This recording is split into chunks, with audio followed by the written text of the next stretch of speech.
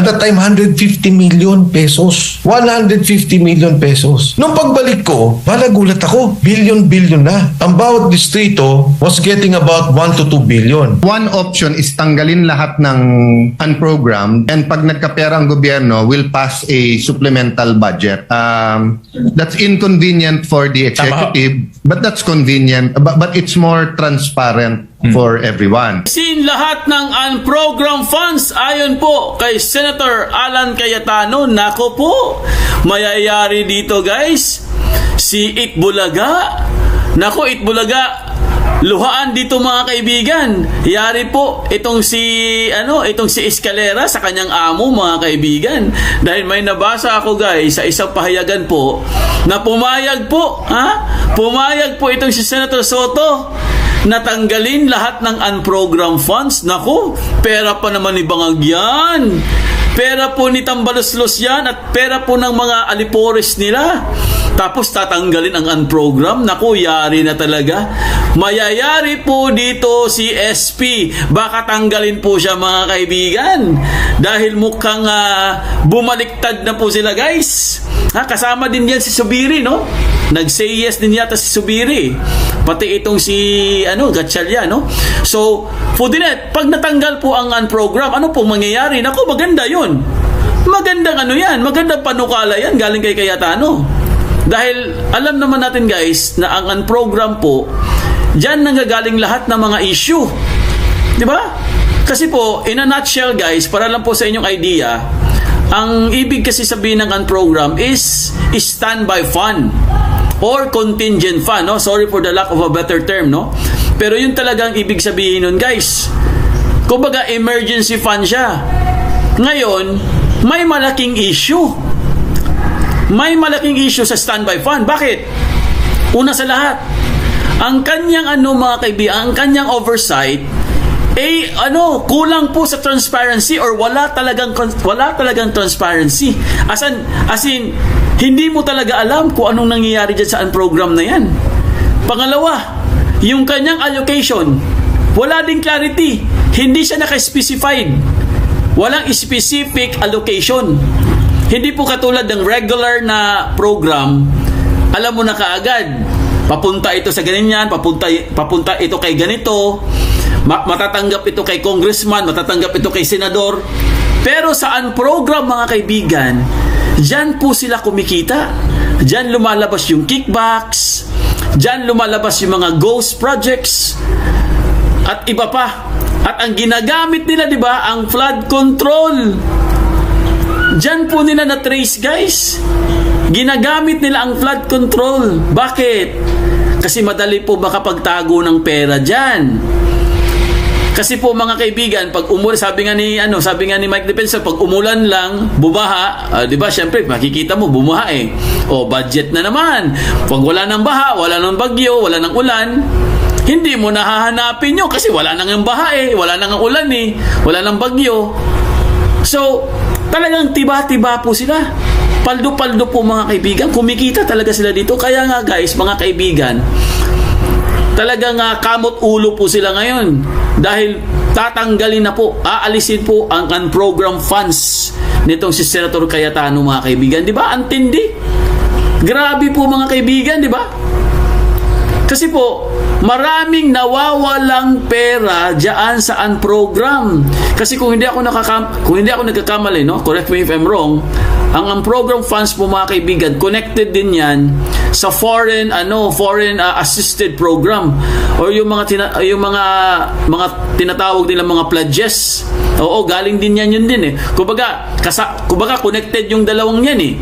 Siyempre, pag sinabi mong foreign assisted program, ganoon din, di ba? Hindi mo rin alam kung kanino mapupunta. Kunwari, nagdo-donate ang Amerika, nag-donate ang Australia, nag-donate ang Japan, China. Oh, hindi mo rin alam kung saan mapupunta yun eh. So, doon uli, unprogram uli siya. So mga kaibigan, talamak talaga ang korupsyon dyan. Kaya kanina guys, meron pong matinding expose itong si Mike Defensor, itong dating congressman. Ito pong 1.2 to 2.1 to 2 billion pesos po na budget kada distrito mga kaibigan. Biruin nyo guys, bistadong bistado po sila. connected din po ito sa program. Connected din po ito sa mga, kasi ang dami na kasing naging pangalan yan, no? Andyan yung for later release, di ba? Narinig nyo yan? Oo, yan yun eh. Yan yung mga term na yan. Relative yung mga yan. Ang dami na nilang mga term, guys, kasi nga nahuhuli sila, nabibisto sila, binabago-bago lang. Parang pinaf yan eh, parang pork barrel, binabago-bago lang po nila yung pangalan. Ngayon, pag-usapan din po natin ito, mga kaibigan, itong expose po ni dating Congressman Mike Defensor, kasi matindi din po eh. Galing kasi siya sa Congress, kaya meron po siyang personal knowledge si dating Congressman Mike Defensor. Sabi nga niya, dati maliit lang daw yan eh. Ngayon, umabot na daw ng bilyon-bilyon hanggang sa naging trilyon na. Kasi di ba, lumabas po ang pangalan ni Sandro at saka itong si dating speaker. 1.2 trillion pesos. Galing po yan sa PCIJ. Isa din po sa mga nag-iimbestiga itong group of journalism, no? Yan na yung sinasabi natin, guys. Itong binabasa po o ito pong in-expose po ni Senator Villanueva, mga kaibigan. Ito na yung sinasabi natin na 1.2 trillion or 1.4 trillion po. Kasi kung ito-total mo lahat yan, di ba nakakalula po ang binasa niyang mga figures, di ba? Grabe, no? Puro billion, no? 300 billion, 700 billion, 800 billion. Imagine niyo na, guys, imagine niyo po, within 3 years, mga kaibigan, sa 3 taon lang po, nakakuha po sila ng 1.2 trillion. Di ba? Grabe, no? Grabe po, mga kaibigan.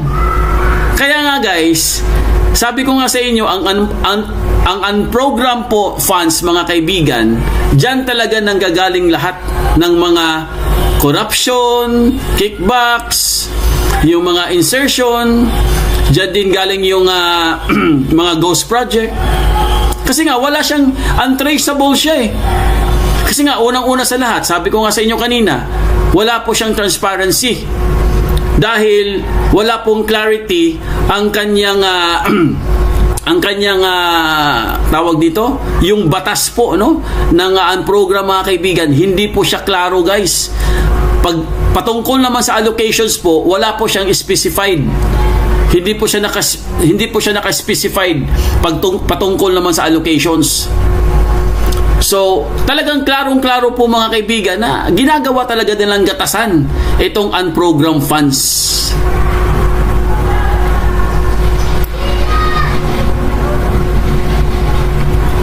Nagdagdag kayo ng 289 billion. Ibig sabihin, sabi ng Kongreso, 870 nga lang kami. Kayo naglabas ng 1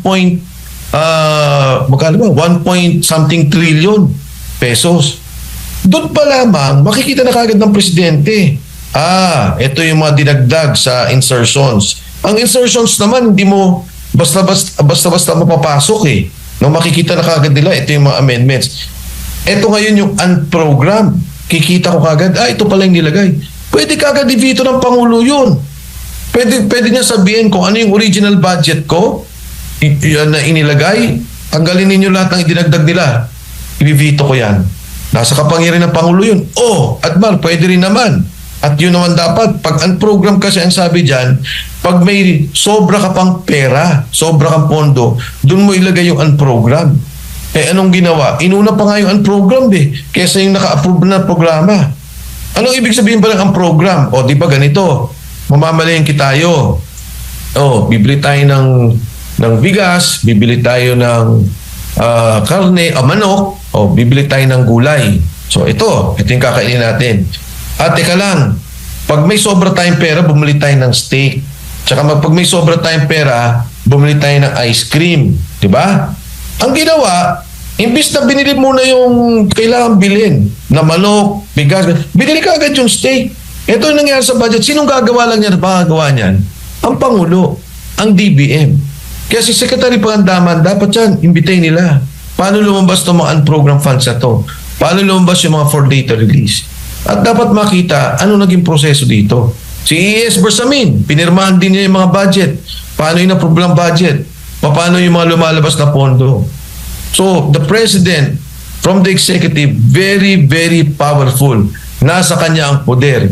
pwede niyang simula pa lang ihinto kung ano nangyari yung pagsabuti ng budget, alam na niya, at paglabas ng budget. Pwedeng in-approve na rin niya yun. Sige, tanggalin na natin, in-approve niya. Pero pwede niya yung hindi ni-release. Marami doon nasa program. Lahat ng mga lumalabas kayo ng mga kalokohan, ang program nilalagay insertion. Yung corruption sa budget, matagal na yan narinig ng mga tao. Yung 25% na hingian, matagal na pinag-uusapan yan.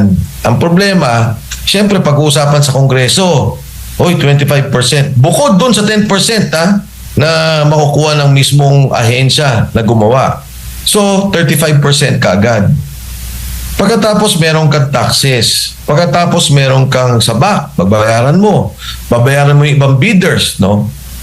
Effectively, pag pinas-plus mo lahat ng mga gastos ng isang contractor, ay umaabot na lamang sa 30% ang natitirang proyekto. Kaya marami sabi lang, flood control na lang.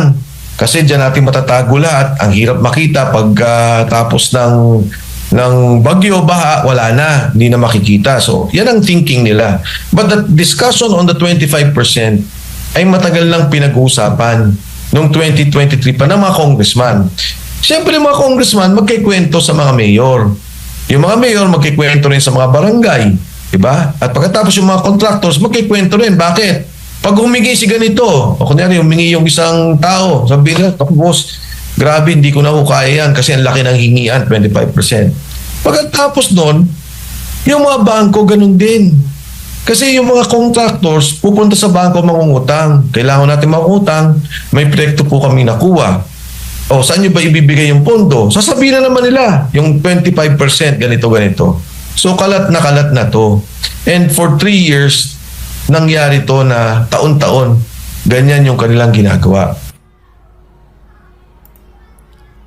Ayan po mga kaibigan, si dating Congressman Mike Defensor for 3 years. Yan po ang kanilang kalakaran. Kaya po sobrang laki na po ng pera guys ang nawawala. Trilyon na po. Dati mga milyon-milyon lang, di ba? Pero ngayon, bilyon na, tapos biglang trilyon. Palaki ng palaki po mga kaibigan. Kaya po guys, ang pinakamatindi talagang solusyon dyan, kailangan na po talagang magbago. High time na po mga kaibigan na kailangan na talagang palitan or baguhin ang ating konstitusyon. Mas maganda nga, sabi ko nga sa inyo, mas maigi nga kung federalism na lang tayo eh. Mag-federal na lang tayo para tapos na yung problema natin. Para wala na pong sisihan. Di ba? Kasi pag nag-federal tayo, kanya-kanya na tayo, di wala nang sisihan. Magsisisihan na kayo sa sarili ninyong bayan, sa sarili ninyong state. Di ba? Kasi kung ayaw talaga nila, wala talagang ibang solusyon eh. Palaging nag-aaway, palaging nagpapagalingan, nagpapahambugan. Di ba? Wala po talagang wala na po talagang kasiguraduhan guys kung ano po ang better solution, no? Para po matanggal itong lahat ng mga na to or mabago na po ang ating konstitusyon. Di ba? Kaya po pinakamaganda talaga maghiwalay-hiwalay na lang siguro para para tapos na yung problema natin kasi sobrang dami ng problema ng bansa natin. Pati po sa ibang bansa, inaano na tayo eh. Di ba? Minsan nakakahiya na. Nakaw dito, nakaw doon. Huli na nga, ayaw pa rin umamin. Bistado na, ayaw pa rin bumaba sa pwesto. Lalo nakakahiya. Kung sa ibang bansa pa yan, pag nahuli ka, naku, wala na, tanggal ka na sa pwesto. Di ba?